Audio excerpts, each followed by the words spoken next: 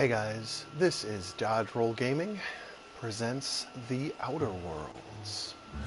Now, if you have not started this game yet, if you are not as far as I am, spoilers now because I am several hours into the game. And the reason for me doing that is because I wanted to really enjoy this game completely on my own. I wanted to take it slow, so that's why I haven't broadcasted it from day one. Let me tell you a little bit about the Outer Worlds while we take a tour of this magical, magical side city, my favorite so far, in all honesty. This is Sublight, if I'm not mistaken, but anyways, the Outer Worlds is created by the same people who brought you Fallout New Vegas, and it is a spiritual successor to Fallout New Vegas. This is also the team that brought you a lot of the Skyrim, Fallout 1, Fallout 2, again, Fallout New Vegas, and Morrowind, if I'm not mistaken. Outer Worlds is a shooter RPG, heavy on the RPG elements, so if you're somebody who needs that constant satisfaction of shooting, then this is not for you. Call of Duty or the new Call of Duty, I hear, is spectacular, so go enjoy that. This is for my people who love RPGs but enjoy that shooting aspect. Outer Worlds has an incredibly detailed, rich, and beautifully written story. All the characters are fleshed out. All the side quests are full. They don't feel like extra bullshit. There are a few fetch quests, but you don't even give a shit about that because all you want to do is get into this incredible environment. This is just one of the planets. Now, I will tell you right off the bat, this is not an open world game, but there is so much compacted into this tight little planet that it feels like a open world RPG. And it's very refreshing. Now, I will tell you also right off the bat, this game does not, but what it does do is it uses those tried and true recipes that have been made to perfection. Guys, I'm not fucking around. This game is so well done. I haven't been this fulfilled in an RPG in years. Now, I will tell you my backstory is I love Fallout New Vegas. Not a lot of people liked, well, I guess a lot of people liked it later on, but not a lot of people liked it at first because coming from Fallout 3 was very good. But Fallout New Vegas just had this wonderful loneliness to it. This doesn't really have that. There's people everywhere, but there is a sense of loneliness because there's not that many people left. So the people who are left are rich in dialogue. In any case, I loved New Vegas. I loved the writing, and that's because of the people who made this game. However, Bethesda, whom I used to adore with all of my heart, I will always be a Fallout fanboy at heart. At my core, I will always be a Fallout fanboy. But this time, Obsidian was rushed into finishing Fallout New Vegas. To that, they turned out a typical Bethesda game filled with bugs that, to this day, and I shit you not, have not all fully been fixed. This game, with no shackles from Bethesda, nobody saying, let's go, paycheck. This game was in development for a long time, and it was delayed many times. And it is completely worth it. The delay was 100% worth its time. Because this game, and I'm saying this now, is a masterpiece. I cannot say enough good about this game. I really can't. Now, let me just make sure that I'm not getting any... Okay. This game is just... I gotta even check to make sure my audio is running, just to be sure here. I want to see. Okay, good. Okay, it's running. In any case. Okay, so I've gushed enough about this. Just a few more things I want to say. I'm not even kidding you guys. I have run into absolutely zero bugs. Nothing. The only thing that can be considered a bug, and it's so negligible, you guys, when a body ragdolled in front of me and started to jitter. That's it. There are no glitches. There's no falling through the world. There are no crashes. There are no anything wrong with this game. Mm. Sorry, I'm thirsty. Anyways, the dialogue is so well written, and there are dialogue trees. And let me just show you. This is my character, Fish Jefferson. In every Fallout, I always make Fish Jefferson. He is my melee dude, and he's using a fire scythe, which because reasons. Fish Jefferson is my alter ego in the video game world. Now, you can do so many different things with your characters, guys. You can go one-handed melee, two-handed melee, pistol, light machine gun or light gun, heavy gun, shotgun, sniper rifle, stealth. You can do anything. My character has like crazy stat, like when it comes to melee. So you start off by making your character with a decent character creator. Okay, it's very decent. It's not anything new, but again, what it does have is great. So you can make your character that you want. You then add to this tree, very similar to Special in Fallout. You add to your different personality traits. And you can play however you want. It's great. I've always wanted, Fish Jefferson is always a melee, strength, and charismatic guy. So I'm good at talking, intimidating, charming, persuading, and reducing the costs for my prices while increasing the costs of my sales. I am also very good at fucking with people.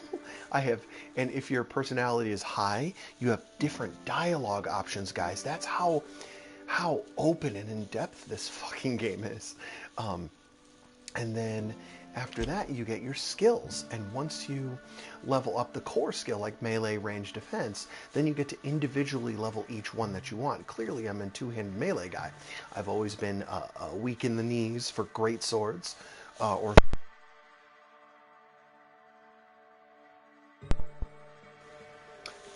excuse me, my microphone unplugged, for very large weaponry. You can go ranged, and then once you level up range, handguns, long guns, heavy weapons. Your defense stat, how much damage you'll take, etc. And once you level up individuals, you'll see the base skill unlocks right there. Every time you get to the 20th level of said skill, you get a sub-skill. So when I get to 40 of dodge, my dodge recovery speed is 100%, which is crazy. Dialogue, as you can see, I'm quite high, and once I get higher, I can do things in combat. Like, once enemies become afraid of me, their armor is reduced by 50%. So, and my lie will increase. I could do different mechanics eventually. This also is increased by your followers, which I will get to in a minute. Your followers have perks that they can get that will increase your base stats.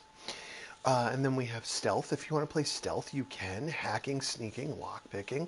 You can go tech, which does all kinds of science. You get really good with science weapons and technology and medical stuff. You got medical science and engineering.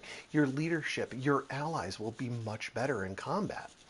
And then you get perks, and you have this different trees that go up different tiers.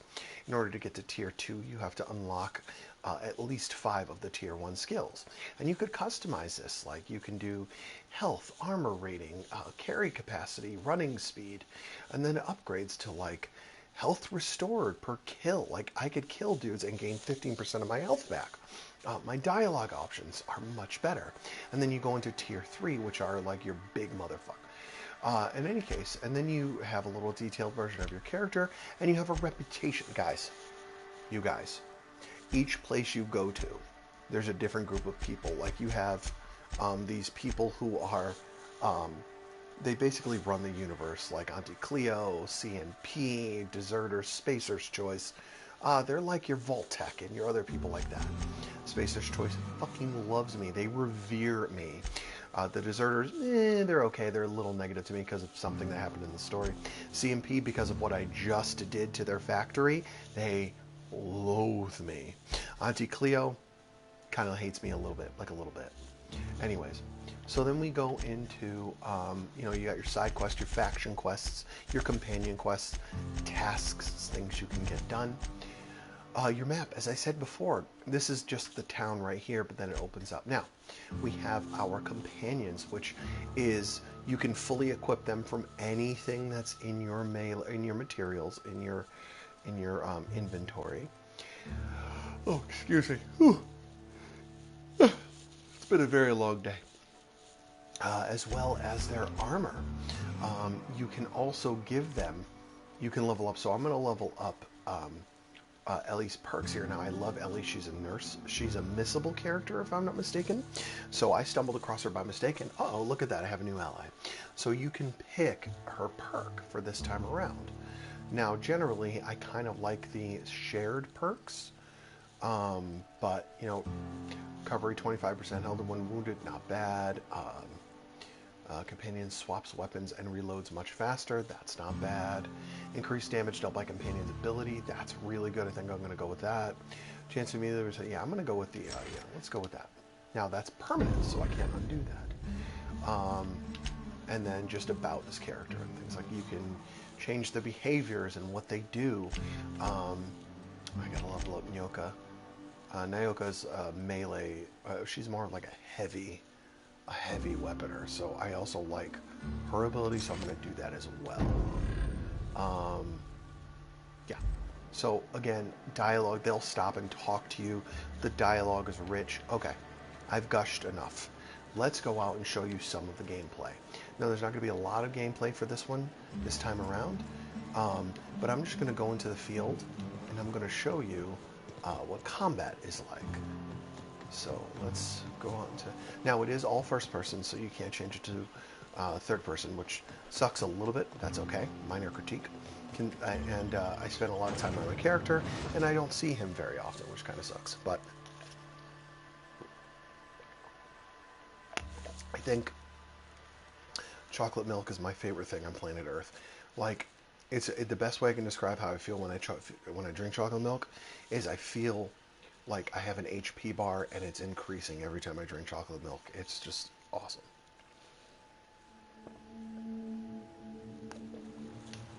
Two things though, it can't be too cold and it can't have too well, no, it has to be cold, like really cold, and it can't have too much Hershey syrup, just enough.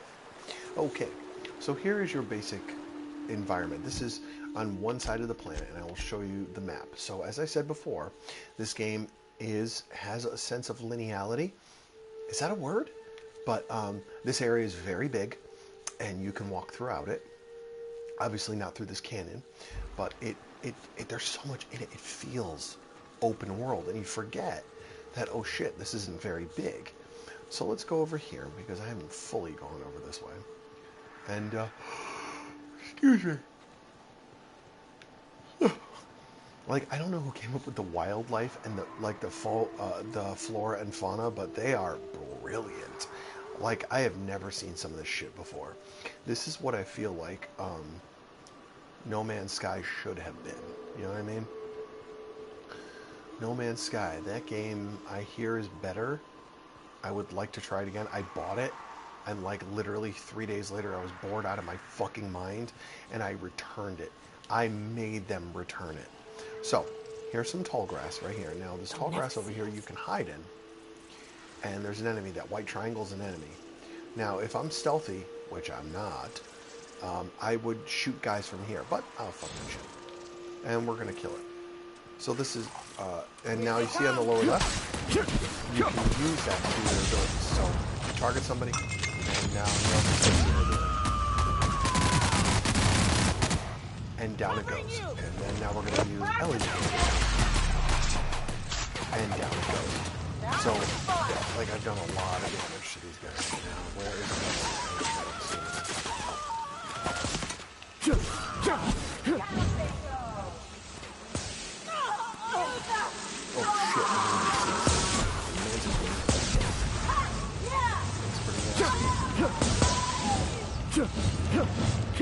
Easy heal.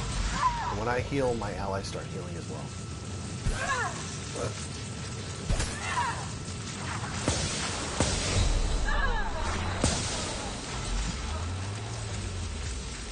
Another Mantiquine attack. Okay, cool. Let's, oh man, this is amazing. So, you literally fought like 3 varieties of the same character. Don't worry, your allies will go down, but after combat they will get back up. Or you can, you know, heal them up. They'll get back up. Okay. This is, okay, I'm good. I'm glad this started. Okay. This showed up. This is a really cool thing that they added to the game.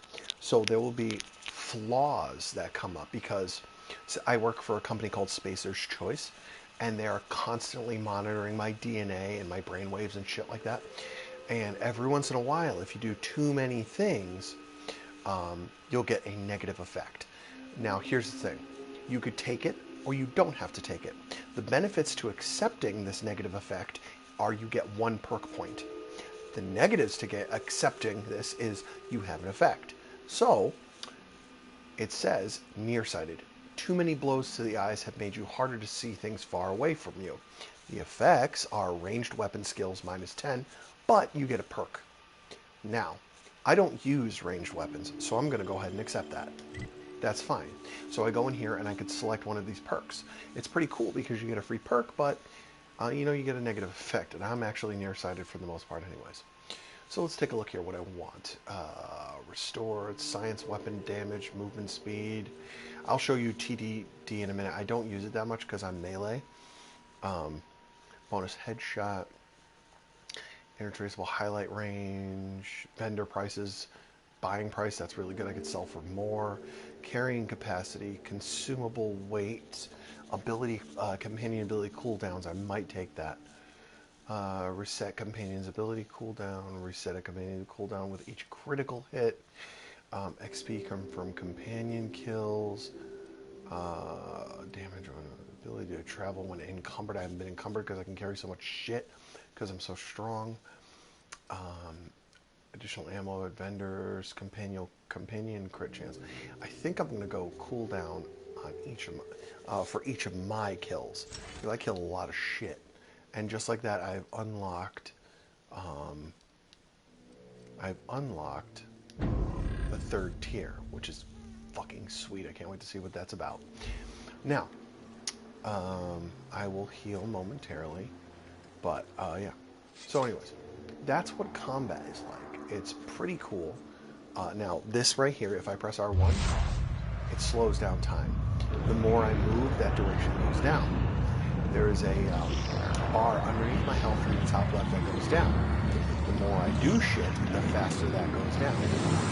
But it's like the VATS system from Fallout, only good, like way better. They have an explanation for it too. Essentially, your character was in cryosleep, and because of cryosleep, my perception on time is very different, which is a very cool explanation. So in any case, let's head back. You notice a little icon in the bottom there in the center. That is my armor is damaged, so it needs to be repaired. My weapons can become damaged. There's also upgrades for your weapons. You can customize your weapons. You can customize your armor. You can customize your companions' armor and weapons as well. There are several different companions. Parvati is one of my personal favorite. I also like Ellie, but I have to take Naoko with me because I'm doing a story quest.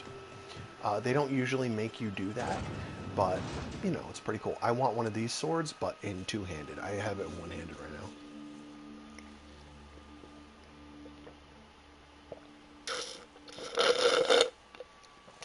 That's the sound of me running out of chocolate milk.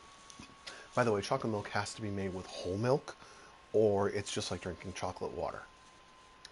Whole milk, I will accept nothing less.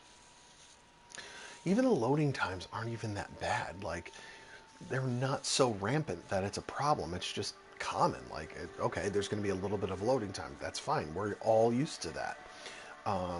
But there are some games like Atrium. What was it?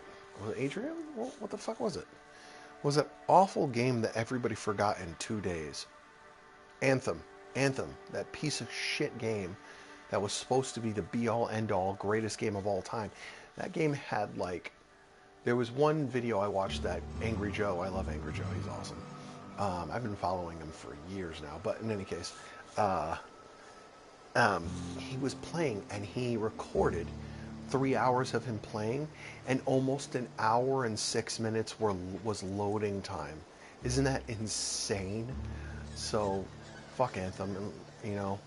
They like the reason I hate Anthem so much is because they gave my absolutely beloved BioWare game, Mass Effect, to some fucking college kids to make Mass Effect Andromeda, and that game was one of the worst games I've ever played.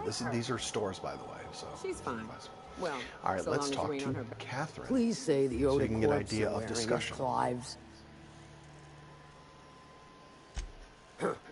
Not much boast to that declaration. Am I to take that to mean you didn't kill him? Oh, I killed that motherfucker.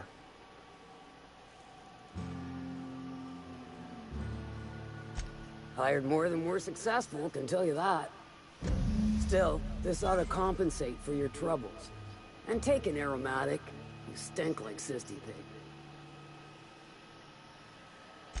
I take it you don't have a reservation. No matter. I keep a suite of VIP rooms for visitors of your, let's call it, a certain means. The VIP rooms charge by the night. But for you, I'll make it a one-time fee. Got a feeling you'll make me a fine investment. Now that's cool, I can... Marvelous. Do take care of the place. Maid service won't clean after a murder. Look at that. I didn't even know I could do that. I just bought a room. Like, I now have a player home. That's pretty fucking cool. I didn't know that. Here's the bar. I wonder where my player room is. I think this might be it. No, oh, that's stealable stuff. Where's my room? Journal. Okay, I don't know where my room is. I'm not gonna lie, you guys. I think she said it was upstairs, but is this like? Is this it? I really don't feel like this is it. Here, let me go double check with her. What room do I have? Speaking to my left ear, will you? Right one's damaged. Last we talked, I only got half of what you said. Well, I'm half listening. Crap. You guys, I gotta go back and watch the video. I don't remember where my room is. Anyways, it doesn't matter. We'll figure it out later. So, yeah. I just wanted to give you a taste of this game and how incredible it actually is. And I don't want to spoil too much because I really, like, I feel strongly that you should go out and support games that deserve your support. As you know me, I do not buy, I used to buy games way too frivolously because I had, you know, the expendable income that I could just buy whatever I want. Like a game came out, oh, that has a cool cover, I'm going to buy it, try it out, oh, I don't like it, put it on the shelf, trade it in later. I didn't care. So now my core collections of video games, everything in my PlayStation 4 collection is permanent collection. The games are good enough to be permanently in my collection. That's because I feel they have enough value to be replayed, and I enjoy them so much. I want to put more time into them, and I want to play them over again. This is a little bit beyond that. This for me has both that amazing new feel connected to my nostalgia of love of RPGs when it comes to dialogue and the semi-post-apocalyptic feel to everything, which is hitting that all the right buttons for me, and that's what this game is doing. This game is not only in my permanent collection, but I bought a physical copy of it. I did enough research on this game that I was confident to give these people my $60 and my support, because as a consumer, it is your right. By the way, up there on the hill, that's my ship. Bump-a-bump-a-bump, my ship. As a consumer, it is your job, and it is your right to demand more of your gaming companies.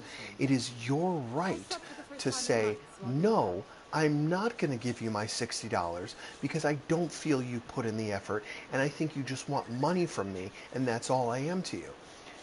I no longer believe in Bethesda as much as I used to because of all of this garbage that they're doing with Fallout 76 and Fallout First and the $100 pass that is broken, that doesn't work in a game that is also broken and doesn't work. Obsidian said, fuck you guys, we're going to do our thing, and we're going to make games the way we want to make them, and this is the result.